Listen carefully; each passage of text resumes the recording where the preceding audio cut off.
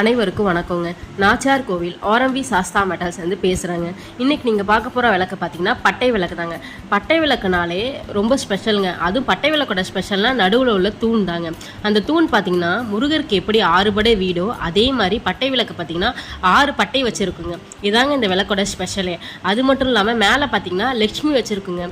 இதில் பார்த்தீங்கன்னா 6 படை முருகனும் மேலே டாப்பில் பார்த்தீங்கன்னா லக்ஷ்மி 2 பேருமே நம்மளோட லக்ஷ்மி கடாட்சத்தோட நம்ம வீட்டுக்கு வரது தாங்க இந்த பட்டை விளக்கு.